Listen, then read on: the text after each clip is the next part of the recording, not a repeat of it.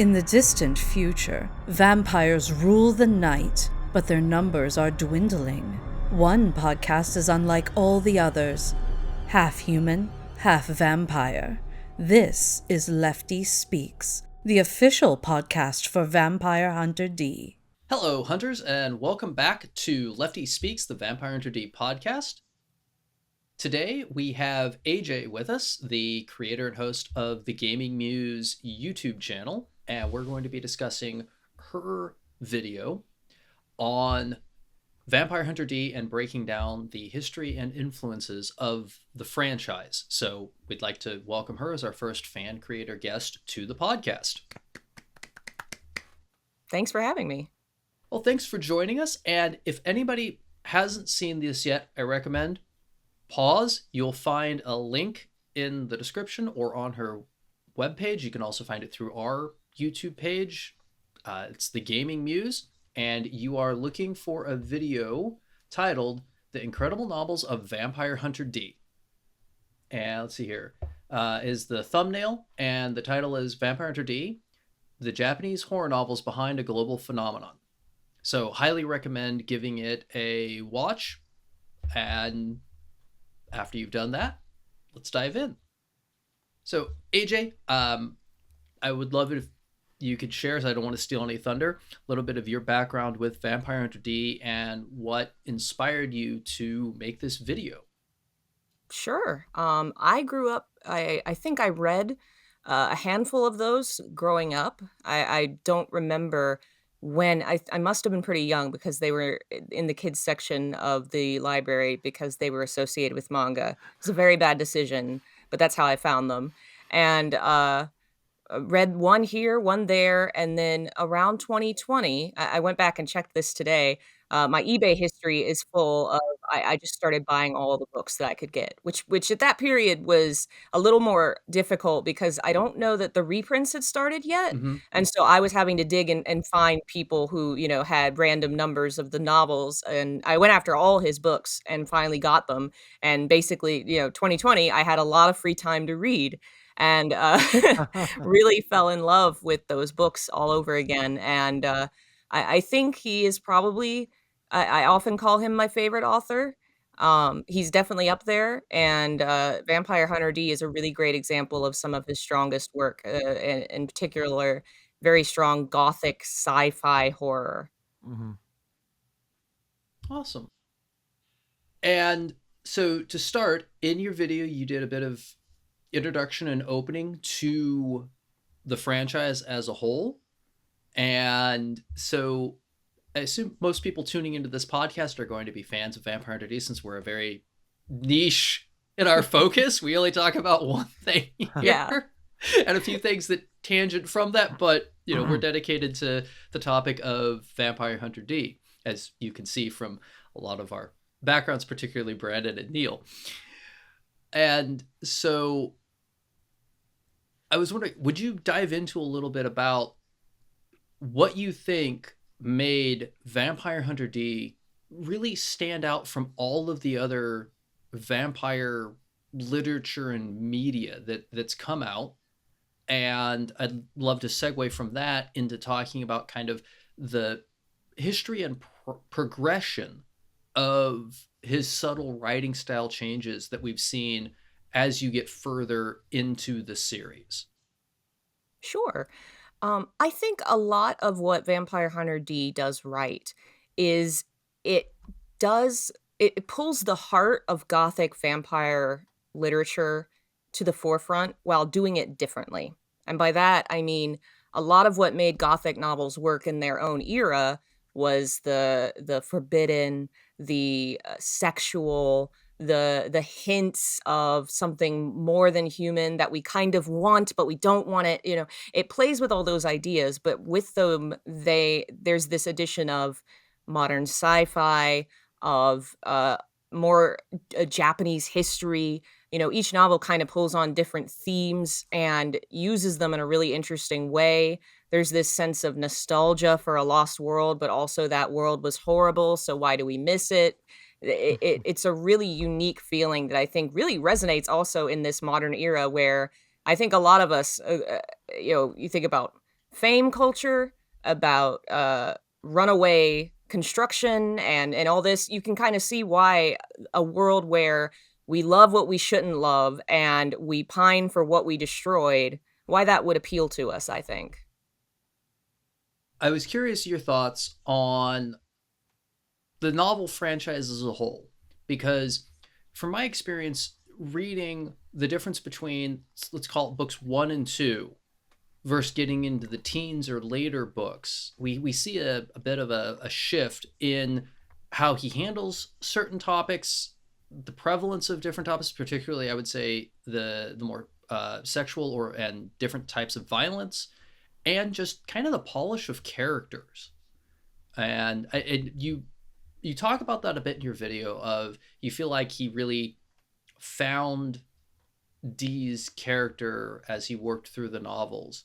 And one of the things I find interesting about Vampire Hunter D compared to some other really long running franchises that I've read for decades at this point that strikes me as interesting and different is that it is self-contained in each story. You can read Pale Fallen Angel, and it's 2 novels in English, 4 in Japanese, and you could jump into, say, Tyrant Star or Eerie of the Berserker, and you can bounce between them and not necessarily have to stick to reading them in order, and it still makes sense. You don't lose the cohesion of the universe, and I find that interesting and very different. There aren't a lot of authors that I know that do that without changing the time setting and the characters in their universe. Like there's an author I really like that he starts focusing on one character, and that character and their cohort are there for I think 3 novels. And then the next set of novels in that setting happens a couple thousand years previous to the first novel. And then the next one happens, 100 years into the future. And then he's, 100 years in the past. So the only thing that's consistent are the rules of the universe and the magic, but he jumps around all over the place to give you those contained stories. Where Vampire Hunter D, D is is also a constant to the universe. Mm-hmm. Yeah, I think one of the reasons the series works that way so well is that D really isn't a traditional character. I often don't think of him as the protagonist because a lot of his actions are reactions to decisions made by other characters. Often it feels a lot more like the female character or the rescued character is the one that's pushing the plot because of choices or mistakes they make, and D has to react to them. And because he can kind of flow through the background, it makes it there's this thread that can connect through all the books where a more prominent main character might have decisions and life choices they make that would end the plot. They fall in love, they settle down. D doesn't do that, and Kikuchi takes so much time to make the plot or the environment a character in itself, where he spends so much time just taking an entire page or 2 to write about this war that happened so long ago that doesn't really have relevance, but it colors the page and it makes that world stand out so that it can flow through all these different books together, and it's really lovely. It has a really good world building. It kind of reminds me a little bit of kind of what the Mad Max series, where the main character, of course, he's the main character, but as we're seeing now, in the more recent films, he's kind of a side note, or like he's still there, and it's the world setting, but there's other stories going on, and in obviously in the Vampire Hunter D is always that constant. But it could be early in his career or really late, and we might not even know unless they create some kind of marker within, unless Kikuchi adds a marker that gives us some point of reference. We might not know. And you talk about that, and that's a common genre trope, especially with action thrillers and in certain horror novels. I mean, You can even go back to Sergio Leone's Man with No Name, and that's something Mm-hmm. we talked about a lot. The Fistful of Dollars trilogy. You Mhm. know, where a person shows up, and a lot of times or even Yojimbo, where a Yeah. person shows up and then everything is reacting to them without them actually doing anything. Because D is usually attacked first, almost all the time. They're like, "What are you doing here?" And then they go after him, and he does something really incredibly cool. A modern version of that, what you could even say is the Jack Reacher novels, not the show, but the novels, where Yeah. he is moving around from place to place, incredibly powerful, well trained soldier who is always being attacked first, usually by locals or some jerk off sheriff or some local tough guys who have a problem with the new guy in town, which is again the trope. Yep. So I showed up to I Margrave for the dead jazz singer. I'm not here for anything else, and nobody believes him in the first season. and there you go, right? So I feel like D, one of the things it definitely taps into, and one of the reasons why it's so popular in the West, is because it's everything we've seen before, but in a brand new package, especially when you wrap it in gothic sci-fi horror, which we've spoken about a lot on the podcast. It's not something you normally get. You may get one or two, like the Alien franchise is science fiction and horror. It's not really gothic. Then something else would be gothic, but without sci-fi. Like the Underworld series. So it's just something that's really interesting, and it's really great to see other people break it down like you did in your video. It's very cool. Thank you. And I like that it's true Gothic in the sense that I think a lot of Gothic, especially in the modern day, can kind of, it peels away some of it. And it's like, this is a ghost story of a woman in white, but it doesn't really deal with why the woman in white ghost exists or what it means. Like Vampire Hunter D deals a lot with the fear of sexuality of all kinds, the fear of body fluids and of gender and of being a physical human body that feels things. And that's Gothic at its root. That's what it really was, the Victorian fear of feeling something. And D really still deals with that. And not a lot of Gothic today does. You spoke of the woman in white. Like you see that ghost story in almost every culture where someone's on a lonely path and you see a forlorn looking young woman who's somewhat distant, not quite scared, but not quite happy. And it always seemed to me to be like kind of like a quasi paternal thing where you have to protect women. And this is what happens to girls who go down the dark path and stray off the main road. They end up ghosts and lost forever. And you see that pop up. Again, this goes back to the tropes of storytelling. You see this pop up over and over again. And in a lot of D stories, there's always a spirit person who generally falls on the bad side, except Grove and Bloodlust. But you see a person that shows up and they're always kind of doing something bad because they're lost. And I always feel like a lost character is one that's straight out of the protection, usually of a paternal like a framework. But that's just my interpretation. Have y'all know the original Woman in White, the novel? So it's by Wilkie Collins, who was a contemporary of who's the guy behind the Christmas Carol? He was Charles Dickens. Yes. Wilkie Collins was very famous in his time, but today Dickens really stands up more than him. I think because Wilkie Collins wrote more about how racism was bad, but he wrote The Woman in White. And in that story, the woman in white is not a ghost. It is a woman who escaped from a mental hospital who was not insane, but was put in there because her husband wanted her money. And the whole story was about how women are abused and the system is against them. And so like that ghost, that figure now is a ghost in a lot of stories, but D also deals with that, with women who are often in the second book, the mayor's daughter, the women that are being held by men in powerful, moneyed situations and abusing them, and that's heart of Gothic.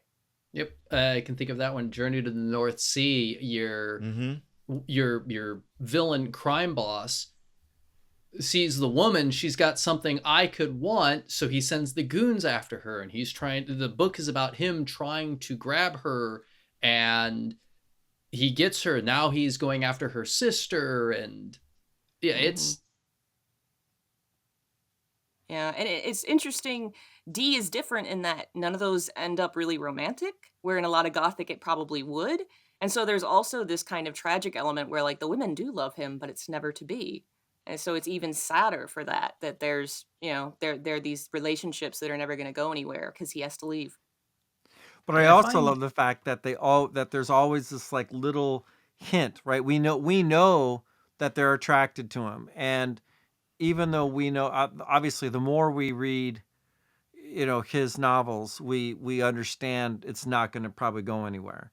But especially early on, if you've only read 2 or 3 novels, there's still a little bit of that tension, that it's there, it's still there, and we know that Dee is gorgeous, and we know that, I mean, it's like, I like to say it's kind of a little bit like a Moonlighting, the old TV series Will Moonlighting, they, where won't they? there's always something, there's always that sexual romantic tension that just is below the surface, and I think that a lot of the Vampire Hunter D novels have that even though it never Mhm. gets realized, which is, I think, also kind of cool.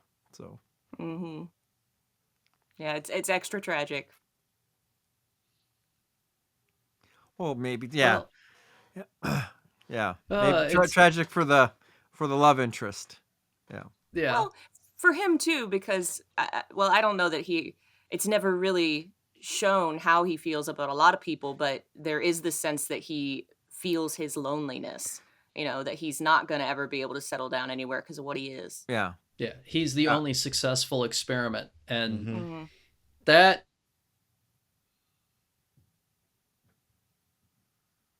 that would, by the nature of your birth being, if you will, kind of condemned to be alone. One of the things I really like about the Vampire Hunter D series, that has kept drawing me back to it, is that for all the terrible things that people throw at D, the fear, the hatred, the attacks, the smearing, he still retains that idea that it's my choice. It's like my mom told me when I was a little kid, you can't control how the world comes at you. You can only control how you respond. And I think D as a character is the epitome of that, in that if you attack him, he'll respond in kind, and it's going to be a bad day for you as the attacker. If you're kind to him, if you treat him well, he responds in kind. He wants to protect children. He's choosing to try to make the world a better place, so that, I think, people aren't stuck being alone. And we saw, I think, a great example of that in Bloodlust, where Mhm. he pushes Layla to, you don't have to be alone. I do, but you don't. Hmm. So I accept your deal. Whoever dies first, the other Mhm. goes to their funeral and leaves flowers. We get to the end of the movie, and somebody who thought they would die alone, her granddaughter's inviting D, please join us for dinner. And that's one of the things that, for me, really has kept me to this series, because I think personal choice, how we respond, is so important, and it's something I don't think we focus on, think about, or discuss enough today. And that's something that's part of why I want to see Vampire Hunter D be a story that reaches a far wider audience and just Yes. goes to the whole world, because I think that is important. How we choose to respond, how we treat others, is really, really important.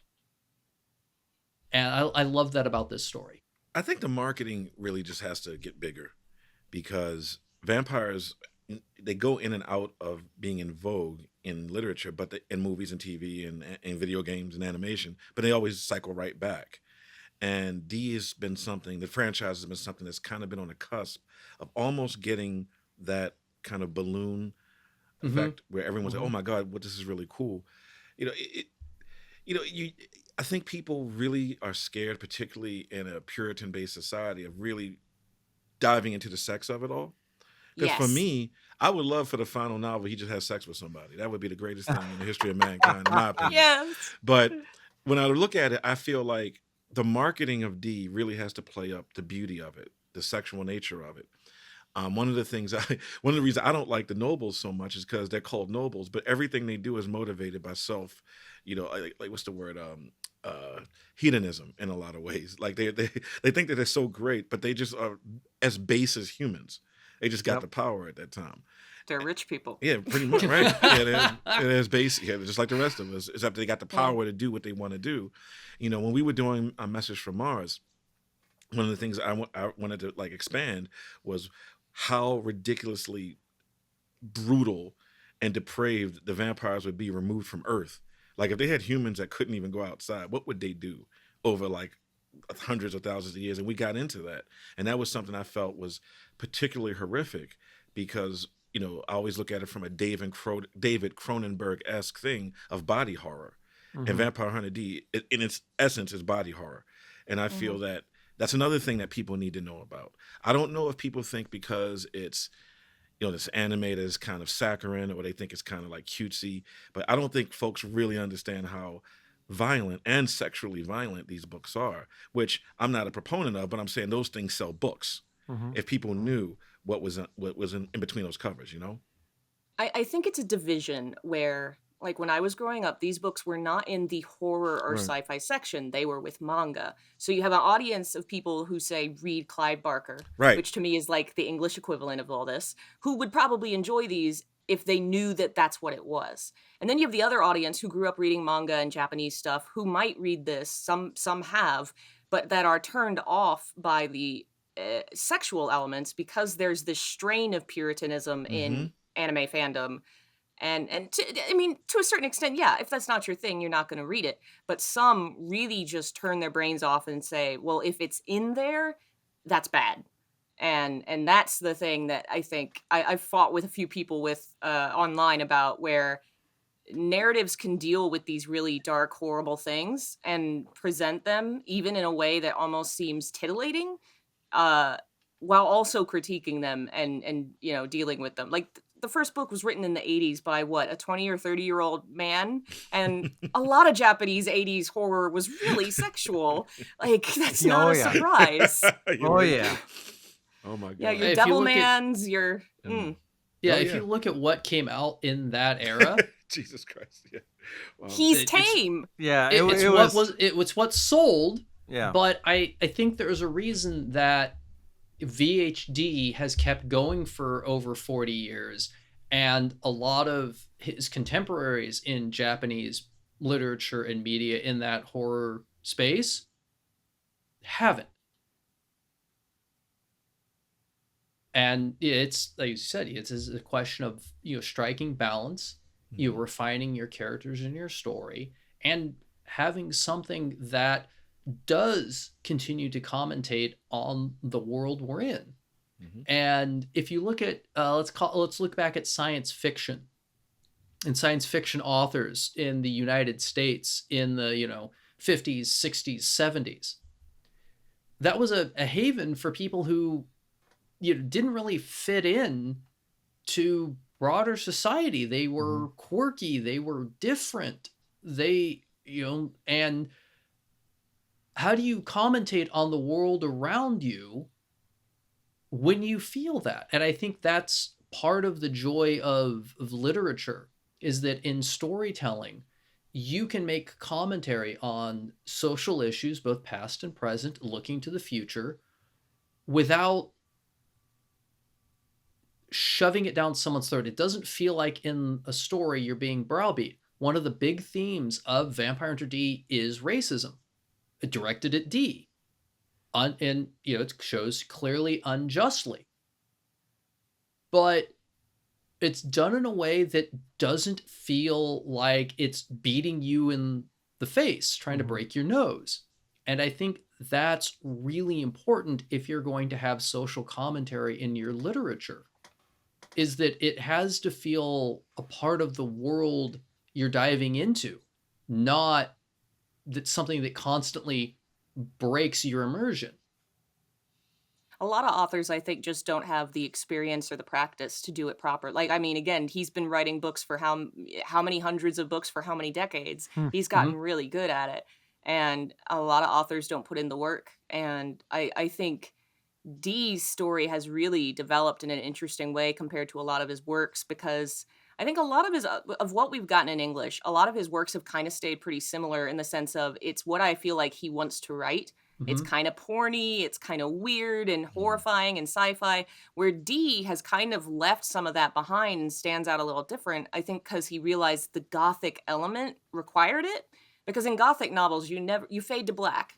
You always leave them wondering Mhm. what's happening. The horror of it comes from not knowing Mm-hmm. and the wanting to know. And so as you get into like volumes 20 and up, you see a lot less of the explicit content and a lot more of that kind of sense of I don't know what's happening exactly. And it's really really different compared to like Demon City Shinjuku or those more modern works he does. Mm-hmm. Yeah, I want to piggyback on something you both said. I feel like one of the reasons why the racism aspect doesn't really get overwrought in the D novels is because he kind of looks like an Anne Rice wet dream. Like he's very he doesn't look like Wesley Snipes. It's a Mm-hmm. different story because Blade, the Marvel Comics vampire, is very similar to D in the sense that he is half. Mm-hmm. He's a daywalker. You Mm-hmm. know, he is wiping out his own kind. And he uses a beautiful sword to do it. But the difference is, Wesley Snipes' skin tone, it makes it a lot easier to, because even in the first Blade movie, the Stephen Dorff character calls him like an Uncle Tom, and that is not missed. I mean, that is a real thing that he says, Mm-hmm. and you get it because of Wesley Snipes' looks. Whereas you throw that same thing at D, it lands differently, you know? So I do believe wholeheartedly that it truly depends on the visual nature of the character, because you Mm-hmm. could talk about race in D in a different way, because you first of all you're what 5 to 10,000 years removed of Yep. the so-called modern world. So race, because it's very bizarre that everything's European in Vampire Hunter D. I'm like, I know Africa's not gone, but one day maybe he'll go south. Who knows? But the trick is, um, it's a different type of setting. It's Mm-hmm. like, to me, can you talk about racism in the Terminator future, where humanity itself is almost gone? How Mm-hmm. do you talk about race in that? And I feel like you're able to kind of play around with issues of race, class, and gender in a removed setting more so. Because, like, if you go and look at The Expanse, I don't know how many folks here have read The Expanse or watched the show, but Mm-hmm. good old fashioned Western American racism is front and center in that Yep. show, because they're using a capitalist context to build the core of the economy in the Expanse world, right? Whereas D is very far away. If you look at Blade, the first movie, that's what, 1998. I mean, we're still in Mm-hmm. the thick, So Yep. I just feel that, because I agree with what both of you, AJ and Scott, were saying. It's very, very true about how you use race. And as someone who is a world builder and obviously African American, I have to be careful when I'm constructing stories that, with the exception of a couple of things I wrote which were about race, I don't put that forefront, because that's something that, for example, Black authors have to be conscious of if you don't want to rattle certain cages. Some people don't care, and that's fine, because a lot of cages need to be obliterated at this point.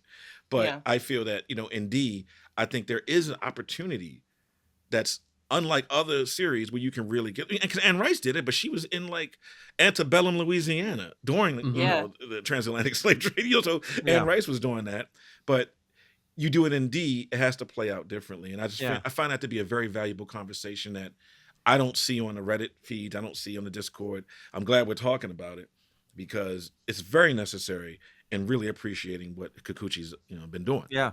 You know? No, I Yeah. mean it what I love about it is like you guys are saying, we talk about it a lot in the Star Trek community, and Oh God, Jesus. how much Discovery, boy. yeah, Whew. how much we were able to do and see talked about and discussed indirectly through, I mean, it's in your face, but it's also Mm-hmm. so far removed that it's like there's a more freedom to talk about it because it is so far removed.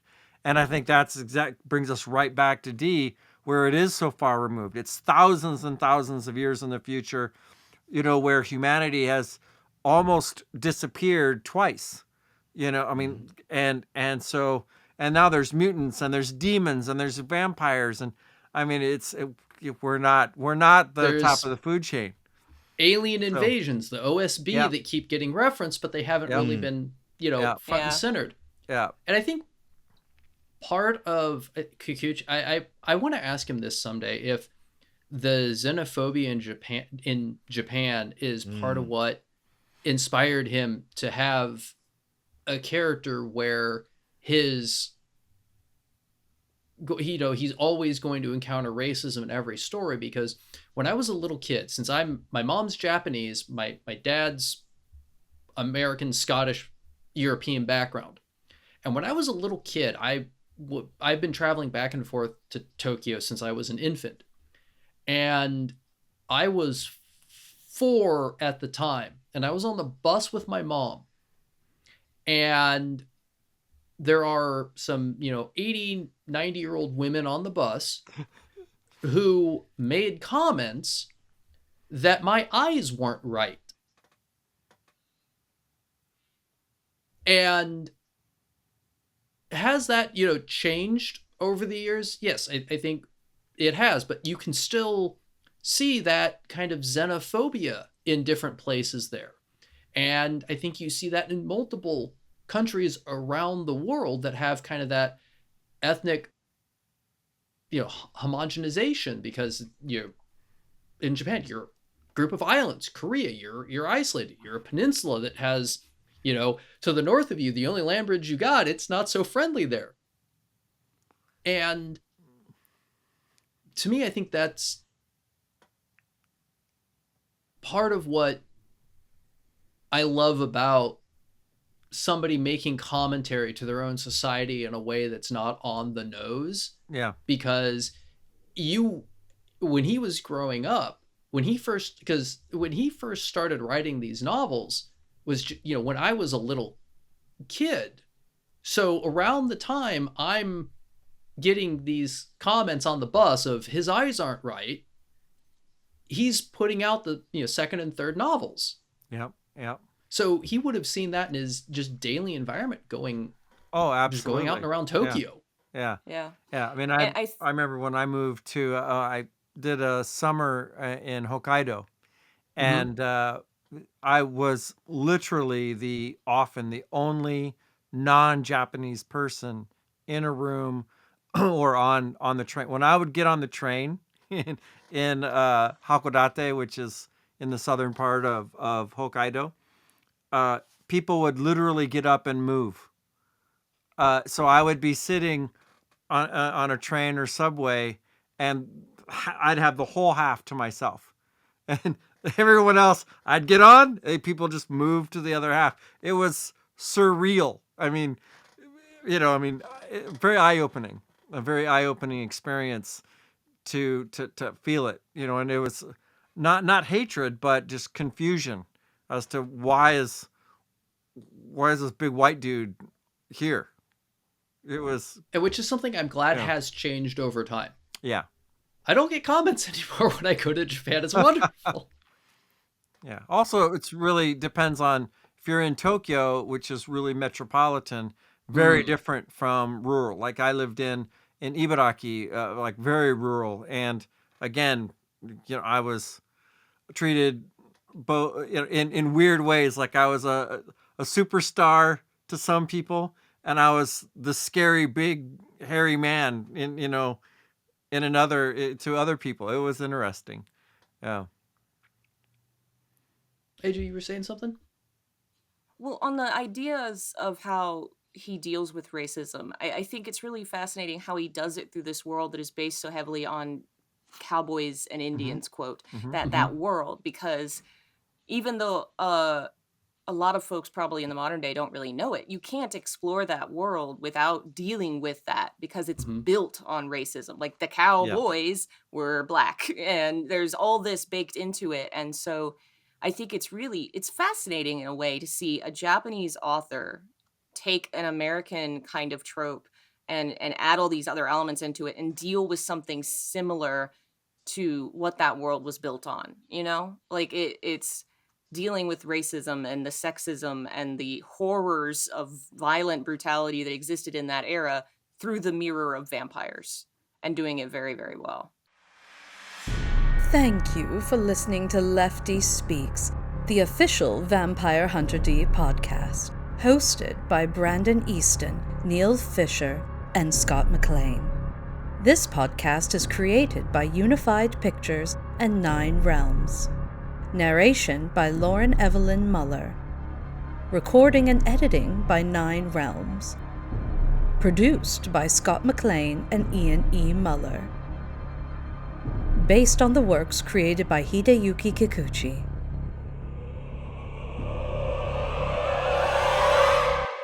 Happy hunting.